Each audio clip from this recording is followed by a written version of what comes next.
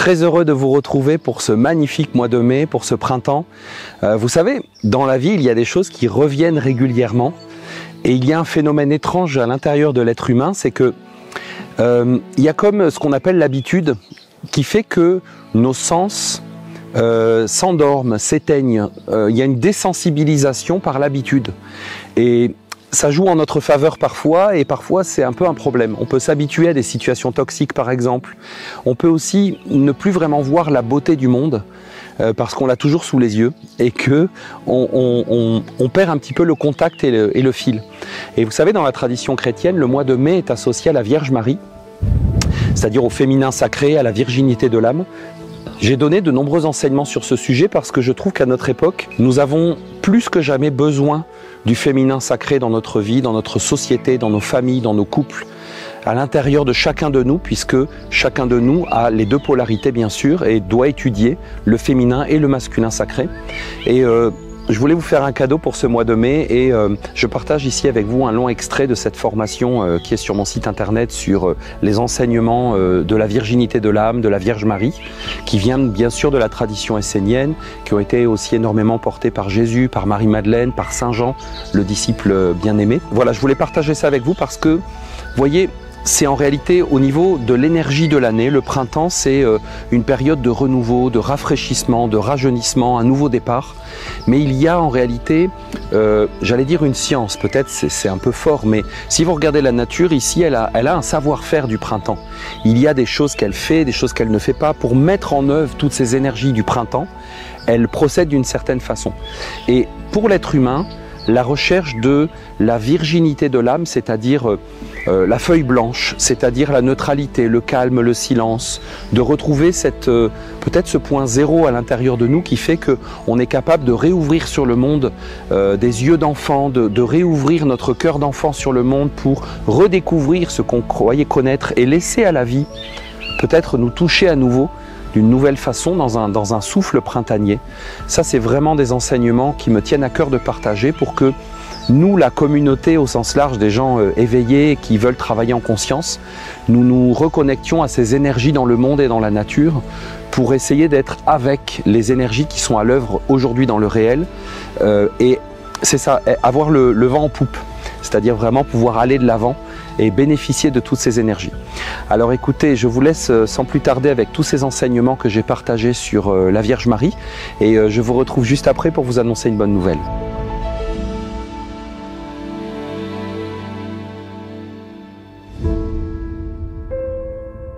Aujourd'hui, nous allons parler d'un aspect un peu plus ésotérique ou intérieur de la virginité de Marie, de ce qu'elle représente et de pourquoi on a raconté son histoire de cette façon qui est parvenue jusqu'à nous et de comment nous pouvons faire pour accéder à un petit peu plus de substance, plus de profondeur, plus de connaissance de soi finalement.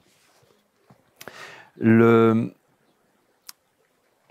mythe, le récit, l'histoire de Marie, finalement, telle qu'elle nous est parvenue, vous savez, cette jeune femme, cette jeune fille qui tombe enceinte par l'opération du Saint-Esprit et puis que Joseph prend pitié ou dont il est amoureux, en tout cas, et finalement elle conçoit un enfant qui est né du Saint-Esprit et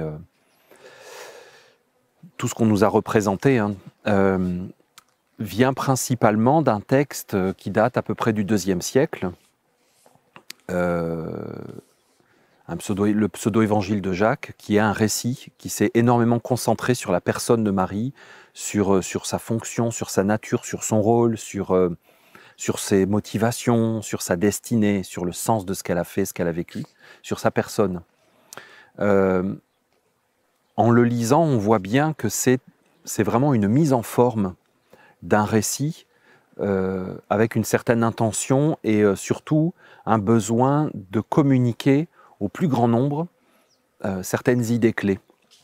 Et on retrouve cette tonalité dans les évangiles canons de la Bible des chrétiens, dans les 4 évangiles, une sorte de récit qui a été mis en forme. Alors on copie-colle, on écrit des petites jonctions, on fait des liens, on rajoute.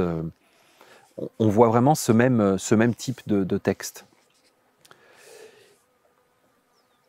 et ça a fini par créer un personnage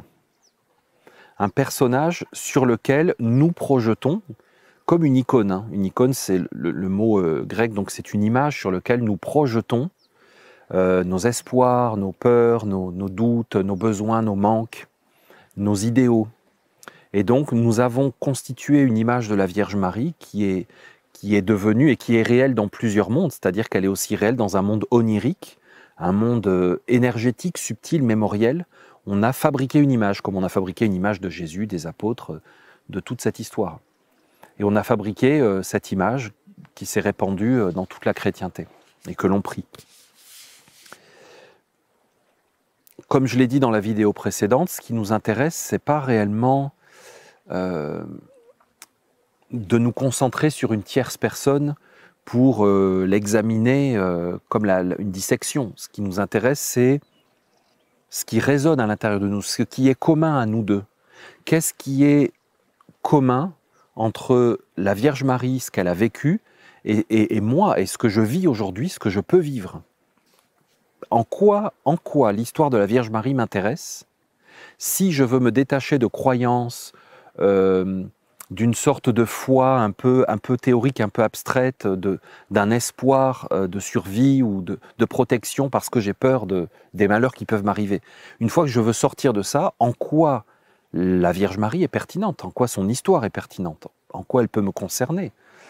Et c'est là que je trouve beaucoup de littérature alternative, on peut dire, nous intéresse. Donc, vous le savez, je ne suis pas intéressé par les canalisations, les voyages dans l'astral et les récits d'annales akashiques, parce qu'on est dans un domaine, il y a énormément trop de mélanges possibles, d'interprétations, de réflexions, de scintillements qui peuvent nous faire entrer dans des bulles. Ceux qui ont pris des plantes hallucinogènes savent de quoi je parle. On peut rentrer dans des bulles et vivre des tripes. Et en réalité, les voyages dans les annales akashiques et tout ça ne sont que cela. C'est un voyage dans la mémoire collective. Donc on peut tout à fait rentrer dans l'interprétation, dans le vécu d'un être. Par exemple, comme je vous l'ai dit dans le cours précédent, plusieurs personnes regardent ce que je suis en train de dire en ce moment et chacune va avoir son interprétation, son souvenir, son ressenti. Or, chacun de nos souvenirs, de nos ressentis va constituer une sphère mémorielle dans laquelle des médiums, des voyageurs de l'astral peuvent rentrer. Et donc, ils peuvent avoir ma perception d'une chose. Ça ne veut pas dire que c'est la réalité de ce qui s'est produit. Donc, cette littérature moderne ne m'intéresse pas du tout. J'aime les vieilles choses et je vais chercher ma méditation dans les évangiles canons officiels parce que je peux chercher à travers tout cela un fil conducteur ou des choses qui me parlent, qui résonnent. Et puis ce qui n'a pas été sélectionné au fil des siècles dans les évangiles canons, mais qui pourtant date à peu près des mêmes époques. Il y a donc, je vous ai sélectionné trois extraits de textes qui sont en rapport avec la Vierge Marie et qui nous donnent un éclairage très intéressant parce que il faut se replacer dans le contexte. À la fin de l'ère pré-chrétienne, donc dans les 5-6 siècles qui précèdent l'avènement de Jésus, les hommes entrent dans un trouble de plus en plus grand parce qu'ils perdent leur capacité de parler avec la nature. Beaucoup. Pas tous, mais beaucoup. Beaucoup perdent cette capacité et donc ils perdent la capacité d'être avec la nature, donc d'être reliés, d'avoir une présence fixe et réelle et simple et directe, une expérience directe de la vie. Et donc, leur tradition, leur religion, les mythes, les légendes qu'on leur a transmis, leur cosmogonie, devient une surface de projection, d'interprétation de plus en plus grande. C'est-à-dire qu'ils commencent à se questionner. Est-ce que Zeus, Jupiter existent vraiment? Qu'est-ce que veut dire que Athéna soit sortie du crâne de son père en poussant un cri formidable? Pourquoi, je l'ai mentionné dans le cours précédent, pourquoi Perséphone a été kidnappée par Hadès et a été emmenée dans les enfers et elle est devenue la reine des enfers, elle qui est la reine des fleurs? Vous voyez, ils ont commencé à interroger leur propre culture et tradition et là on est comme 5-6 siècles avant Jésus. À l'époque où sont rédigés ces textes, à l'époque de Jésus même, et 1er, 2e siècle après Jésus, jusqu'au 3e, 4e, on est dans une période de grand trouble, où les hommes interrogent leur propre vocabulaire. Ils disent couramment Dieu, âme, destin, vie, mort, fatalité, des mots comme cela, ils les disent couramment. Mais peu à peu, ils ne savent plus ce que cela veut dire et ils se mettent donc à les interroger. Et ils interrogent notamment l'âme. Qu'est-ce que l'âme? Et qu'est-ce que cette fameuse notion dans leur religion, le péché? Qu'est-ce que le péché? Qu'est-ce que le bien? Qu'est-ce que le mal? Comme ils perdent une capacité de connaissance personnelle, individuelle, directe, tirée de leurs expériences de vie, ils se réfugient de plus en plus dans leur tradition ancestrale, ce qui leur est transmis par leurs ancêtres, ce qui est dit par les prêtres dans les temples, et ça devient leur seul bouée de sauvetage. Ils se raccrochent à ça en le répétant. Les plus, comment on pourrait dire, malins, les plus intellectuels, les plus mentaux, ne se satisfont pas de croire ce que disent les prêtres, ce que dit telle tradition, ce que dit tel mythe, tel livre. Ils ne croient plus. Ils refusent même de gober tout ce savoir et de vivre avec sans le questionner. Ils questionnent, ils interrogent. Ils interrogent leur tradition en se disant « Qu'est-ce que le péché ? Qu'est-ce que le mal ? Qu'est-ce qui fait que nous faisons le mal ? Est-ce que ce que dit notre tradition, que manger des animaux impurs ou ne pas manger cachère, est-ce que c'est mal? Est-ce que c'est vraiment mal? On dit que c'est mal, mais pourquoi c'est mal? Vous voyez, ils sont comme dans une adolescence où ils questionnent tout et tout le monde. Ils refusent de prendre les choses pour argent comptant, ils ont besoin de vérifier, de valider et d'effectuer un processus intérieur de maturation. Et c'est à cette période que survient l'histoire de Jésus, Marie, la crucifixion. Donc là, vous voyez qu'on est au cœur du sujet parce que si c'est le Fils de Dieu, pourquoi est-ce qu'il lui est arrivé ça? Où est son âme? A-t-il une âme humaine? Pourquoi la Vierge Marie, on dit qu'elle est vierge? Pourquoi? Alors bien sûr, il y a ces deux femmes, Marie et Marie-Madeleine, qui vont cristalliser les deux colonnes de cette grande interrogation de l'époque sur la nature de l'âme, la nature du bien, du mal et du péché. C'est bien sûr Marie, la Vierge Marie et Marie-Madeleine. Donc Marie va cristalliser toutes les projections des hommes sur ce qu'est la pureté, le bien, la mère forcément parfaite, merveilleuse, qui donne sa vie pour ses enfants, et Marie-Madeleine, dont on va fabriquer une image de la femme qui ne se marie pas, qui a appartenu à plusieurs hommes, qui veut être libre et autonome, et donc qui est hors contrôle, qui refuse les conventions. Vous voyez, on va fabriquer ces deux images. Il faut voir que c'est une période aussi où la féminité telle qu'elle était transmise et vécue dans beaucoup de cultes antiques, finit. Il y a un contrôle de plus en plus grand qui est fait sur les femmes et il y a une bascule qui a lieu à ce moment-là. On va utiliser donc l'image de la Vierge Marie et de Marie-Madeleine pour fabriquer un modèle qui en réalité devient un carcan, c'est-à-dire la borne nord et la borne sud pour les femmes, pour se repérer et se conduire en société, et pour les hommes, de juger et d'évaluer les femmes. Soit la femme est du côté de Marie-Madeleine, soit la femme est du côté de la Vierge Marie, et c'est comme ça que l'espace social, culturel se dessine et se fige. Donc les hommes, des hommes intelligents, des hommes cultivés, des hommes lettrés, des hommes sages, des hommes en bouillonnement intellectuel, qui ont une quête authentique, se questionnent sur l'âme. Et il y a de grands débats. Vous avez des traces de ça dans Jamblique, dans Plutarque, dans bien sûr déjà Pythagore et Platon. Vous avez Plotin, vous avez énormément d'écrits de tous ces siècles-là et on sent un questionnement de plus en plus profond. Et tu sais, dans la vie, quand tu te questionnes sur une chose, souvent c'est que tu ne la vis pas. Quand tu te questionnes sur des sujets, c'est que tu ne les vis pas réellement. Parce que lorsque tu vis une chose à bras-le-corps, tu n'as pas le temps de te poser de questions ou tu n'as pas la nécessité. Tu peux avoir un fond méditatif de savoir si ce que tu fais est bien ou mal, mais dans le fond, tu ne peux pas t'asseoir et disserter sur une chose parce que tu es tellement occupé à la vivre ou que tu es tellement fusionné avec ton expérience que tu ne vas pas avoir de recul nécessaire pour en parler de façon critique, objective. Donc lorsque l'on lit ces longs débats, ces longues discussions, ces longues lettres que des sages s'écrivent, échangent, des philosophes, on se dit définitivement que il vivait peu finalement, parce qu'il questionnait beaucoup en parole et en réflexion mentale, en cogitation. Ce qui est intéressant dans ces textes aussi, c'est qu'on en a retrouvé notamment dans la bibliothèque de Nag Hammadi, une petite ville d'Égypte.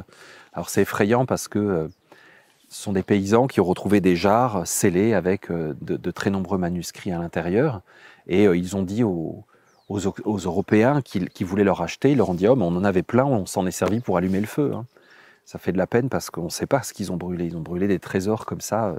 Alors il y en a sûrement encore beaucoup en Égypte qui n'ont pas été découverts. Ça peut être une note d'espoir. Et dans ces textes, on trouve, dans la bibliothèque de Nag Hammadi, par exemple, vous avez des textes des évangiles canons, vous avez des extraits de la République de Platon, vous avez... Et donc, on découvre un milieu extraordinairement fertile, cultivé, syncrétique. Il y a vraiment comme un espèce d'esprit de rencontre, d'étude, une effervescence, un bouillonnement, une réflexion intellectuelle qui se porte et qui utilise plusieurs traditions pour parvenir à une connaissance. Le premier extrait que je vais vous partager vient de la Pistis Sophia. Donc la Pistis Sophia, c'est un texte qui a été retrouvé en copte, que les coptes ont traduit au fil des siècles, conservé, reproduit. Il a été traduit dès le départ, mais disons, ils l'ont réécrit, conservé, ils en ont conservé la mémoire. On pense qu'il nous est parvenu quasiment entier. Et donc, c'est le récit des pérégrinations de l'âme. Et ce qui est frappant dans ce texte et plusieurs autres textes, c'est que Jésus est un des personnages récurrents, et les apôtres aussi. Et on voit un Jésus qui transmet des enseignements profonds, des enseignements philosophiques, des enseignements variés, nombreux, avec des conversations, des interventions, des interrogations, des échanges avec ses disciples, ses élèves, avec des personnes. Et donc, on sort complètement du cliché de Jésus qui est dans l'atelier de son père, et puis qui tout d'un coup dit « je suis le fils de Dieu », et puis qui... On sort de Hollywood et du récit pour enfants et on rentre dans quelque chose qui fait beaucoup plus sens. Et on voit un Jésus extraordinairement savant et autonome dans son accès au savoir et à l'expérience. Et on a des discussions qui ne sont pas étrangères aux préoccupations de l'époque. C'est-à-dire qu'on se rend compte que Jésus vit dans son époque, c'est un homme de son époque, il est pris dans son temps, et les hommes qui l'entourent l'interrogent sans arrêt sur ce qu'ils vivent, ce qui se passe. Aujourd'hui, les hommes interrogeraient Jésus sur le gouvernement mondial, sur les passes de vaccins et tout ça. Ils lui poseraient des questions sur ce qui se passe, pourquoi on vit cela. Alors on voit que Jésus essaye toujours de les ramener à des expériences intérieures plus profondes. C'est vraiment intéressant. Et donc ce qui est frappant aussi, c'est qu'on voit la présence de femmes, bien sûr, qui ont été complètement occultées dans les évangiles canons. Jésus est en interaction avec des femmes, on voit des femmes, Marie-Madeleine, on voit Marthe, on en voit une autre, je ne me rappelle plus de son nom, qui est très connue, qui conversent, qui discutent, qui échangent, qui donnent des opinions, qui réfléchissent. Et on a même des échanges, des conversations entre les apôtres. À un moment notamment, il est dit qu'il demande à Philippe, Matthieu et Thomas d'être ses scribes et de noter tout ce qu'il dit et tout ce qu'il fait. Par exemple, il en fait la demande explicite.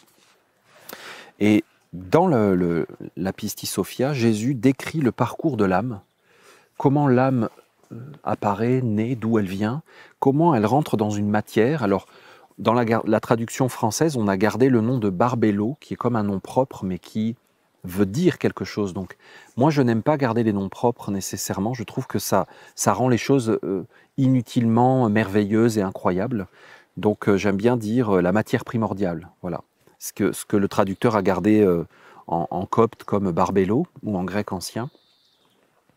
Voilà, c'est la matière primordiale. Et dans cette matière primordiale, l'âme s'incarne et il décrit tout un processus. Et donc, il explique par exemple que l'âme entre en contact avec énormément de choses, de formes de vie, et que l'âme est un peu comme Candide, un peu comme perdue dans une virginité candide, une non-expérience de la vie, une ignorance totale, et que donc elle est un peu à la merci de n'importe qui, un peu comme Pinocchio, vous savez, il a ces deux personnages qui lui disent viens faire du cirque, viens faire des spectacles. Finalement, il l'abuse et ils se servent de lui pour gagner de l'argent. Ensuite, viens sur l'île merveilleuse des enfants pour faire des manèges. En fait, il est transformé en âne et il est revendu. Vous voyez, il y a ce côté de l'âme qui est complètement abusée sans cesse. Et ce qui est très intéressant dans ce passage, dans la Pistis Sophia et dans plusieurs autres textes, c'est qu'on voit bien comment, à cette époque, apparaît la fabrication du mythe de la Vierge Marie et de Marie-Madeleine, la prostituée. On le voit parfaitement naître et on comprend comment ces deux images ont été créées. Parce que Jésus parle de l'âme qui s'incarne et qui est tellement ignorante, innocente de tout, qu'elle croit tout ce qu'on lui dit et qu'elle se fait féconder par des hommes qui la violent, qui l'abusent, mais des fois aussi avec son consentement à l'âme, et qui se la passent de l'un à l'autre, et qui la souillent, qui l'entachent. On a vraiment cette description, l'âme est décrite comme une fille, donc un être de sexe féminin, mais c'est une âme pourtant, donc même les hommes en ont une, hein, mais qui est féminine, donc elle se fait entacher, féconder, sans arrêt, et elle est baladée, brinque-ballée d'une expérience à une autre, sans comprendre ce qui lui arrive, par des personnes mal intentionnées qui veulent abuser d'elle et profiter d'elle. Il décrit l'âme comme cela. Et par ces descriptions, on comprend très bien comment des êtres qui ont des préoccupations eux-mêmes de leurs femmes, de leurs filles, dans la culture générale, de l'honneur et de la réputation d'une femme, vont prendre cet aspect que l'image, parce que Jésus prend des images, il va utiliser des exemples que les hommes peuvent comprendre pour les marquer, pour leur communiquer une information. Il leur dit, dans ce texte, tu vois, l'âme est comme une jeune fille vierge, innocente, pure, qui est très candide et qui croit tout ce qu'on lui dit, et finalement elle se fait violer, elle couche avec tout le monde, et elle devient comme même pas une prostituée parce qu'elle n'a rien en échange, elle est souillée, elle est tachée, tout ça.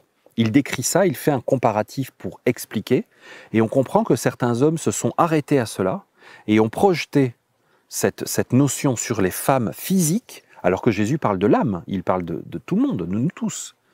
Mais il explique simplement que l'âme est un principe féminin. Donc on comprend bien comment ça a pu dévier, et comment en réalité le discours originel de Jésus peut nous intéresser au plus haut point.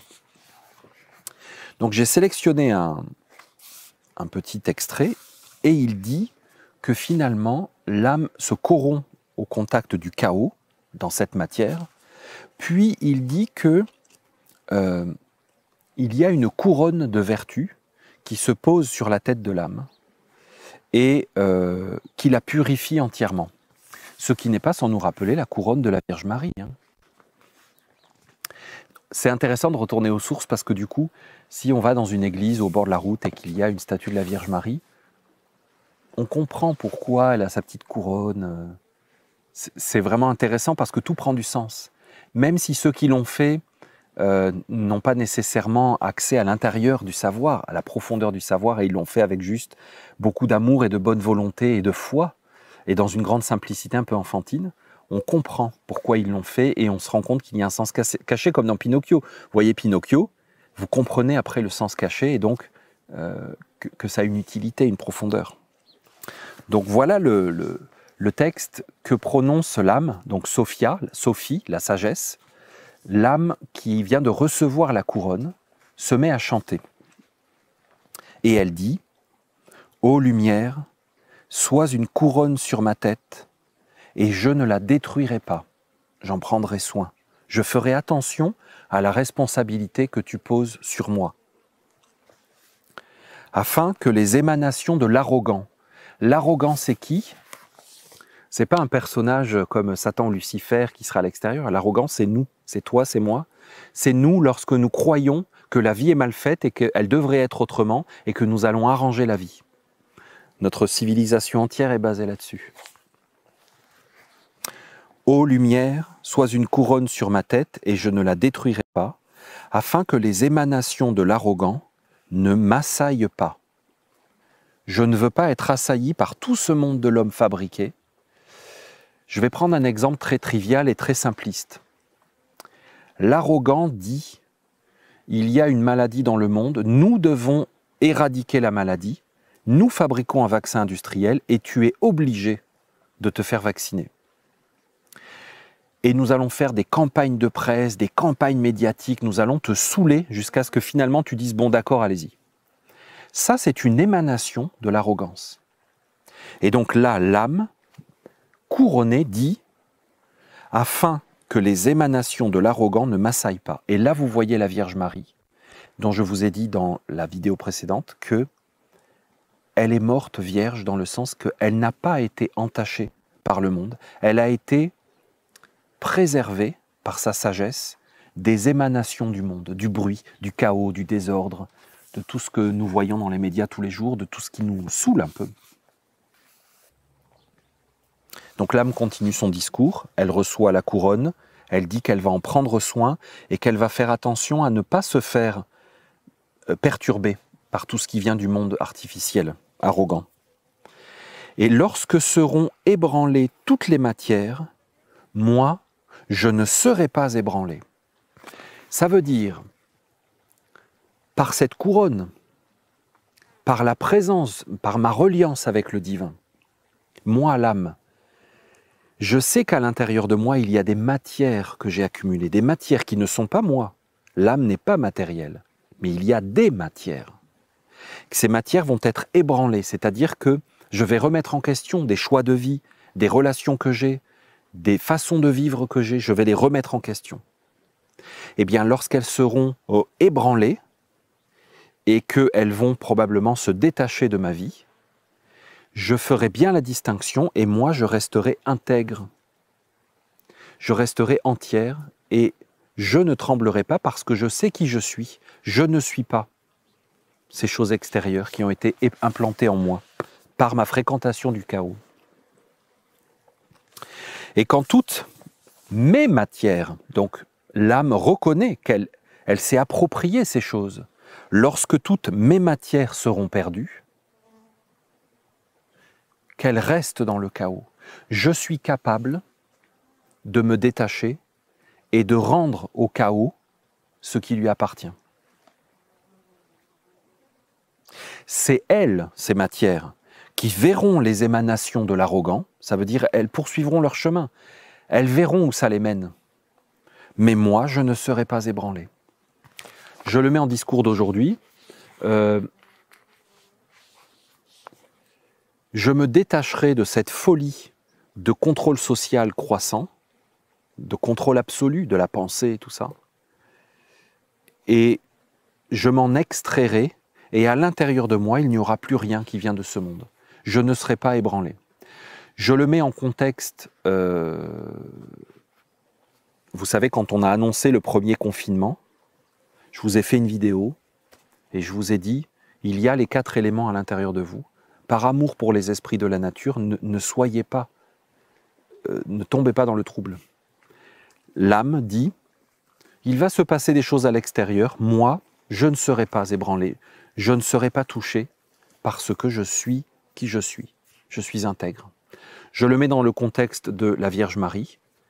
Vous savez, tout ce qu'elle a vécu avec son fils, elle a assisté au calvaire, physiquement, imaginez assister au calvaire de votre enfant, comme ça, par des autorités, avec une foule en délire.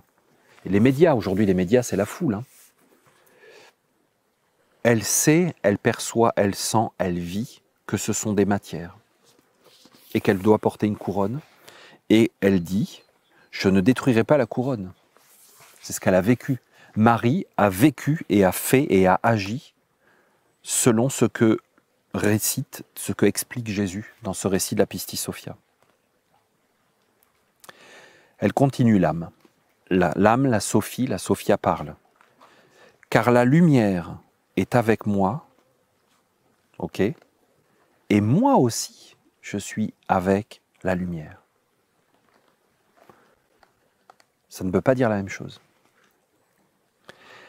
Donc, Jésus vient de parler à des personnes rassemblées.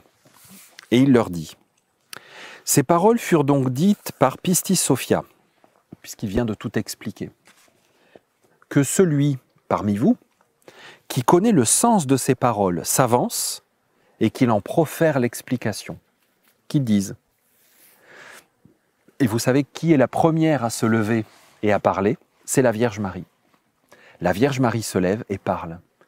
Et elle dit, moi je vais expliquer ce que veulent dire ces paroles. Et ensuite c'est vraiment intéressant parce que plusieurs apôtres que l'on connaît vont se lever à tour de rôle et je crois qu'il y a André, il y a au moins Pierre, se lèvent et eux aussi proposent une interprétation, une explication. Donc là on voit Jésus en séminaire, en stage, on voit Jésus en stage. Jésus enseigne.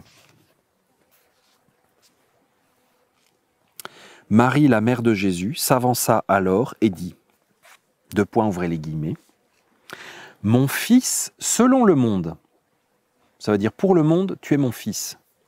« Mon Dieu et mon Sauveur, selon le Très-Haut ».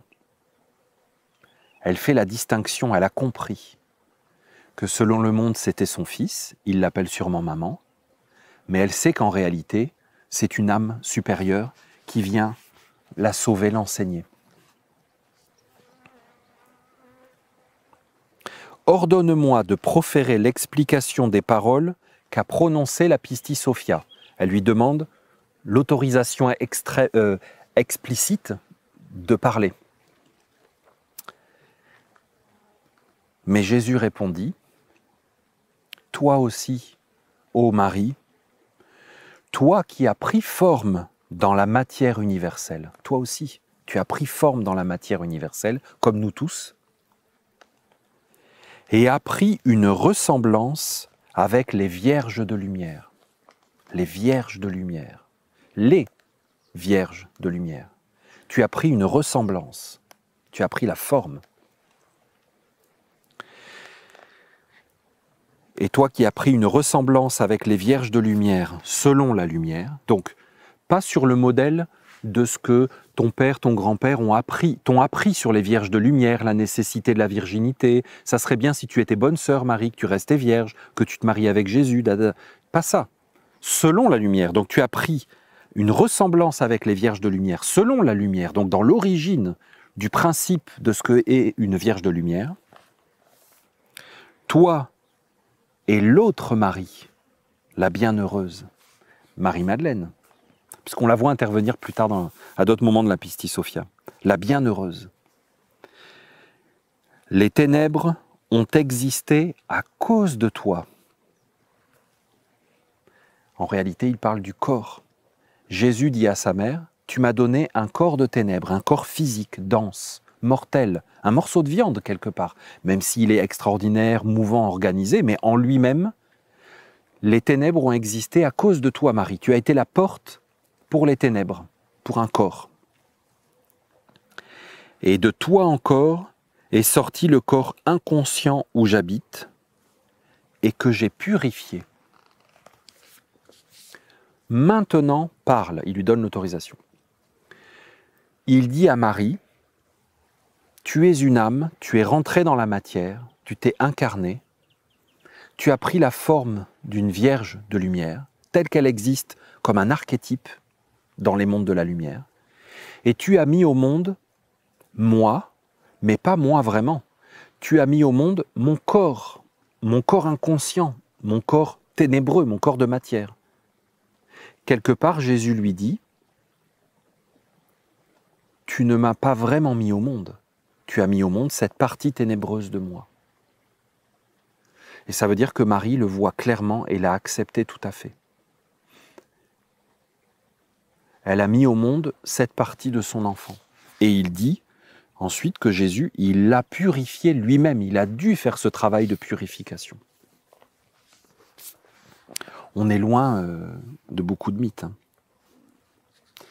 Donc, ce qui est en filigrane dans ces textes, je vais vous en lire 2 autres, c'est que la virginité est l'état antérieur. Si vous retenez une seule chose de ce partage, c'est ça. La virginité est l'état antérieur de chacun de nous. Ce n'est pas quelque chose que nous devons bâtir. C'est notre état antérieur. Et, comme on va le voir dans le prochain texte, nous pouvons le retrouver. Mais vous comprenez, on le retrouve. On ne va pas le rencontrer, on le retrouve. Ça veut dire qu'on l'avait perdu. On le retrouve. Donc, dans le fond, nous sommes des vierges. Et dans la Pistis Sophia, il n'y a aucun doute, à aucun moment, que cette description de la virginité, de l'âme comme principe féminin qui se fait féconder, c'est un principe de l'âme pour les hommes et les femmes. Il n'y a pas de rapport en tant que tel avec le corps humain. Même si en réalité il y en a un dans certains processus particuliers, mais nous sommes tous des prostituées, dans le sens nous avons perdu notre innocence et nous avons été fécondés par des mondes qui nous ont abusés, qui nous ont menti, qui nous ont raconté des cracks. Et nous sommes tous, dans le fond, à l'origine, dans un état antérieur originel, des vierges.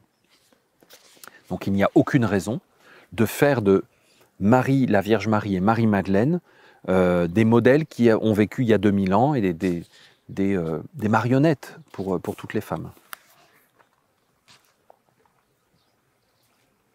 Alors maintenant, je vais vous lire un extrait d'un manuscrit qui vient de Nag Hammadi, donc ce village en Égypte où on a découvert toute une bibliothèque. Alors on peut la qualifier de gnostique, parce qu'il y a beaucoup d'écrits, et c'est une étiquette un peu vite posée, puisque par exemple, voilà, il y a des écrits de Platon, mais ce qui est intéressant dans Nag Hammadi, c'est qu'on voit justement comment, peu à peu, dans la construction du christianisme, cette notion de féminité péché s'est figée. Et on comprend pourquoi de tels manuscrits ont été supprimés, ont été détruits, et n'ont pas été conservés dans les évangiles canons qui ont été transmis ensuite au fil des siècles, parce que si on avait transmis ces enseignements, on n'aurait plus pu avoir des hommes qui contrôlent socialement les femmes par le mythe de Ève et de Marie-Madeleine et de Jézabel, et les grandes figures de la prostitution, la déchéance, des figures féminines qu'on peut comme brandir comme des étendards de frayeur pour contrôler socialement des populations. On voit bien comment ces manuscrits nous éclairent et font s'évanouir ces ombres, qui ne sont rien du tout en réalité.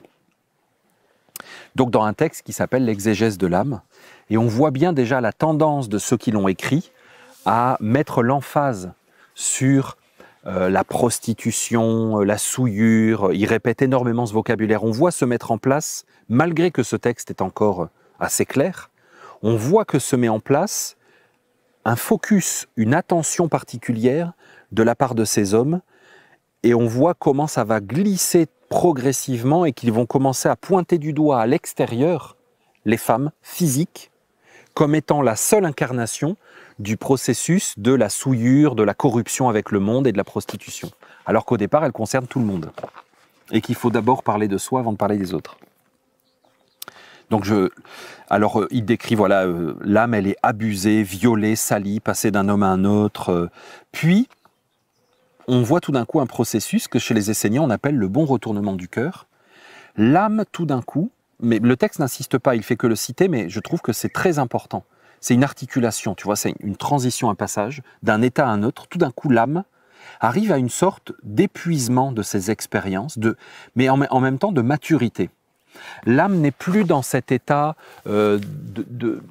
comment on pourrait dire, d'enfance, de candeur extrême, d'innocence, d'ignorance complète, de se faire baratiner par tout le monde et abuser sans réaction. Hein. elle arrive au bout de ça, elle arrive à une maturité et tout à coup, elle prend conscience. Elle prend conscience, elle s'éveille à son état et à ce qu'elle est en train de vivre, elle se rend compte. Donc elle acquiert une première étape de sagesse. Et elle se rend compte que ce qu'elle vit, c'est mal. Mais pas mal dans le sens d'une théorie parce que c'est pas bien, elle regrette, mais elle prend conscience plutôt que ce qu'elle vit est une maladie. Ça lui fait mal.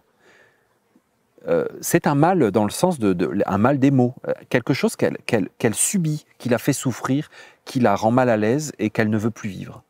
C'est très important ça, nous l'avons tous vécu.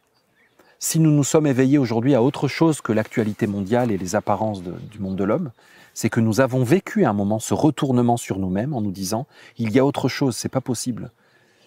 Et c'est ce que voilà, chez les Esséniens, on appelle le bon retournement du cœur qui est décrit ici. Et donc, l'âme pleure. Mais elle ne pleure pas sur son sort.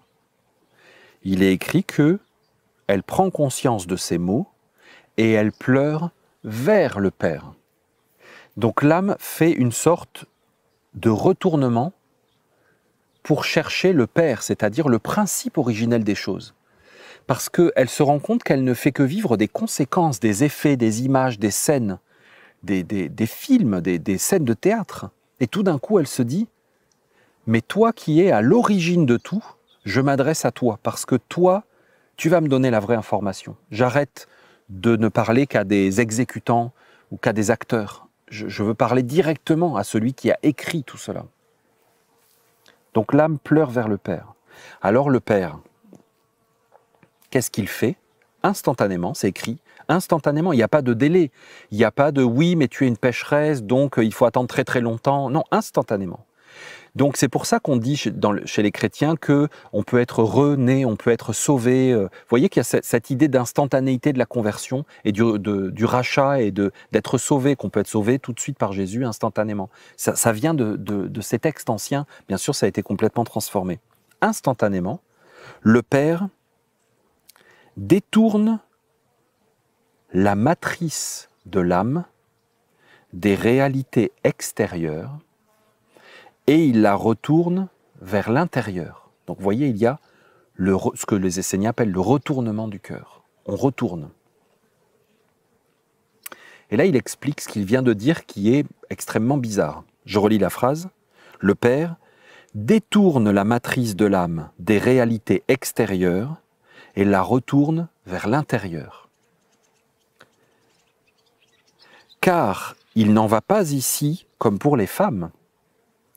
Les matrices corporelles, l'utérus, en effet, est à l'intérieur du corps comme les autres entrailles.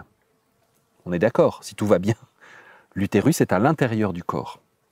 Tandis que la matrice, donc l'utérus de l'âme, est tournée vers l'extérieur. L'âme est un principe féminin, même chez les hommes, et elle est en réalité un grand utérus. Sa surface est utérine, tournée vers l'extérieur. Donc vous imaginez, on comprend là en fait toute l'explication qui est donnée, que l'âme descend dans la matière et se fait sans arrêt féconder, parce qu'elle ne peut pas faire autrement. Par sa nature, par sa constitution, par la façon dont elle est sans arrêt fécondée. C'est pour cela que, si vous avez regardé la formation sur la magie grise, je vous ai parlé du pentagramme des 5 sens. Nous sommes sans arrêt fécondés de l'extérieur par cette surface matricielle, utérine, qui ne peut faire autrement qu'être fécondée. Lorsque l'âme a assez souffert, elle se rend compte qu'elle souffre et que ce qu'elle fait la rend malade. Elle se tourne, elle ne peut pas retourner sa matrice vers l'intérieur. Elle se met à pleurer vers le Père, l'origine de tout. Et lui, instantanément, retourne son utérus vers l'intérieur. Moi, je trouve que cette description est sidérante de clarté. Et je préfère largement cela à tous les récits romantiques de canalisation et de souvenirs akashiques. Je trouve ça beaucoup plus intéressant.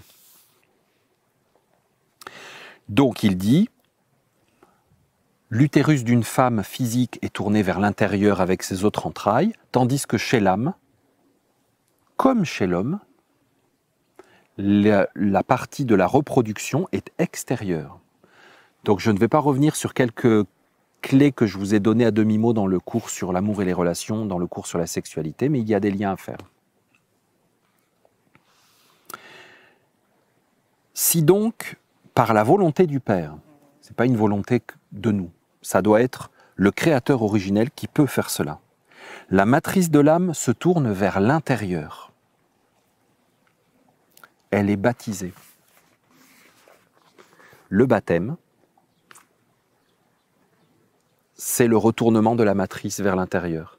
Nous cessons d'être fécondés en permanence à l'extérieur, et c'est pour cela que dans la magie, on va dire qu'il y a le pentagramme pointe en bas, inversé, qui est le symbole de la magie noire, et lorsque l'on retourne le pentagramme, c'est la magie blanche, c'est-à-dire la matrice est retournée vers l'intérieur, et nous ne sommes plus fécondés, stimulés, déclenchés par un monde extérieur étranger à notre âme. L'âme est baptisée, c'est carrément ce qui est dit, le mot qui est utilisé. Et aussitôt, instantanément, purifiée de la souillure extérieure qui fut imprimée sur elle. Instantanément. C'est pour cela qu'il y a cette histoire chez les chrétiens du rachat, de racheter nos péchés, de la conversion, même l'extrême onction, des gens peuvent se convertir sur leur lit de mort. Il y a vraiment cette idée, c'est très très important. Et chez les Esséniens, le bon retournement du cœur que vous avez dans la formation l'école des anges. Donc là, il prend un moment pour décrire en disant quand on tâche un de nos vêtements, eh bien parfois on le retourne pour ne pas montrer aux autres nos tâches jusqu'à ce qu'on les lave. Bon. Ça, c'est les pratiques de l'époque peut-être. Or, la purification de l'âme est de recouvrer à l'état neuf son organe premier et de se retrouver, de se retourner. Donc elle doit retrouver son organe premier, c'est-à-dire sa capacité matricielle. C'est cela son baptême. Ensuite il dit, l'âme, elle est un peu triste, frustrée, énervée, parce qu'elle était tellement habituée à être stimulée par l'extérieur, les nouvelles actus, ce qui se passe, tout ce qui vient de l'extérieur et qui te donne un sentiment d'existence. Elle était tellement habituée à se sentir vivre par l'extérieur qu'elle ressent un vide, une frustration, une peine, une tristesse, un manque. L'âme qui s'est retournée vers Dieu ressent un manque. Vous voyez, ce sont des expériences initiatiques très profondes qui nous sont transmises. Ça a une valeur pour moi inestimable. Que des êtres qui ont vécu ces processus en laissent des traces. Je trouve ça extraordinaire.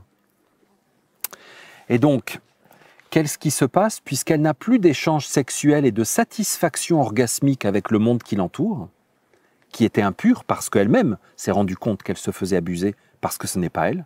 Elle se retourne à l'intérieur et là, elle ressent une frustration, un manque de relations, d'échange. Donc à ce moment-là, le Père lui a envoyé du ciel son mari, qui est son frère premier-né.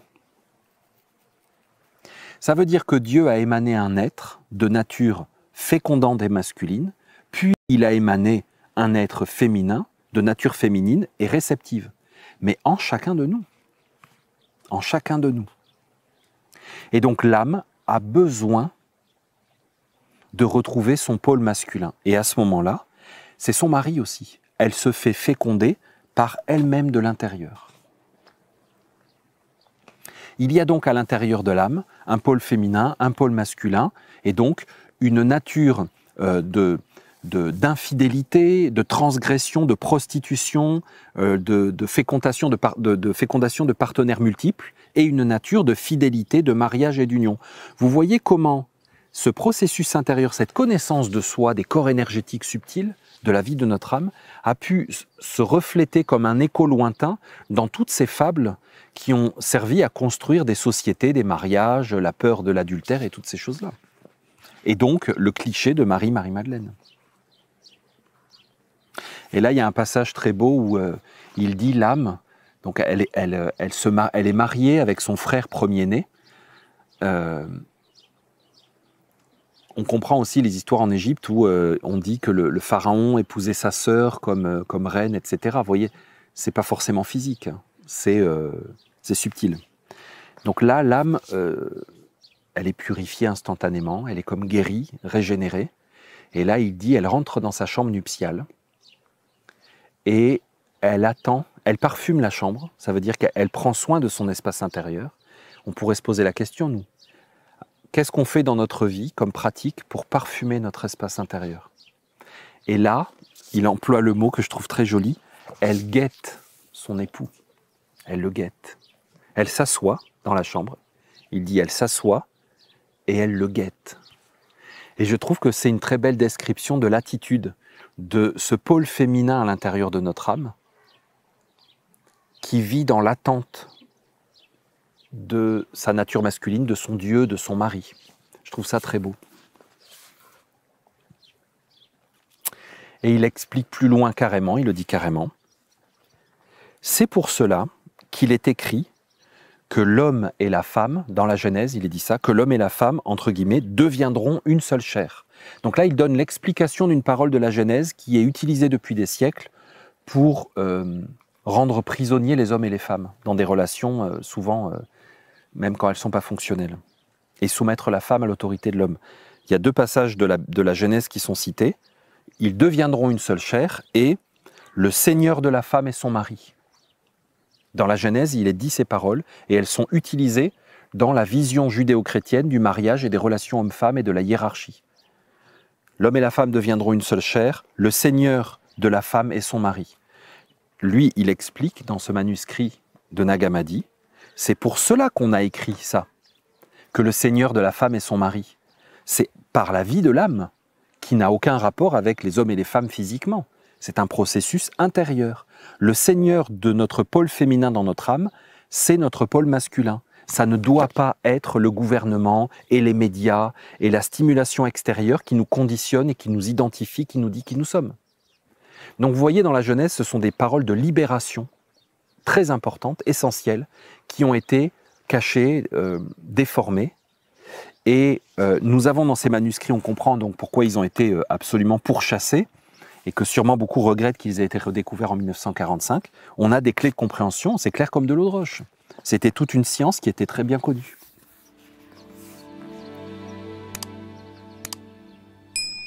Le dernier fragment que je voulais vous lire, c'est un fragment d'un texte de Hermès Trismégiste,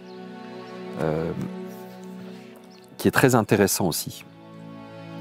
J'espère que vous avez apprécié ce partage, que vous avez vu à quel point la Vierge Marie portait un enseignement beaucoup plus profond que ce qui en général a été réduit énormément et peut-être un peu trop parfois simplifié, et qu'en réalité tout cet enseignement sur l'importance et la puissance du féminin sacré est absolument essentiel, encore plus à notre époque. Alors la bonne nouvelle que je voulais partager avec vous, c'est que j'organise dans quelques jours un séminaire sur les énergies, l'enseignement de Marie-Madeleine. Nous serons vraiment très nombreux, je suis vraiment heureux à partager ces enseignements. Au cours de cette rencontre incroyable, alors bien sûr nous nous retrouverons entre nous et nous partagerons énormément de choses et nous pourrons organiser, parce que nous atteindrons une sorte de nombre et de masse critique qui nous permettra de pratiquer des rituels de reliance et d'appel de ces énergies de Marie-Madeleine vraiment exceptionnelles. Je suis vraiment heureux que ça puisse avoir lieu. Voilà, c'est dans quelques jours près de Montpellier. Écoutez, si vous sentez l'appel du cœur, je sais que c'est à la dernière minute, mais je crois qu'il reste quelques places, vraiment pas beaucoup.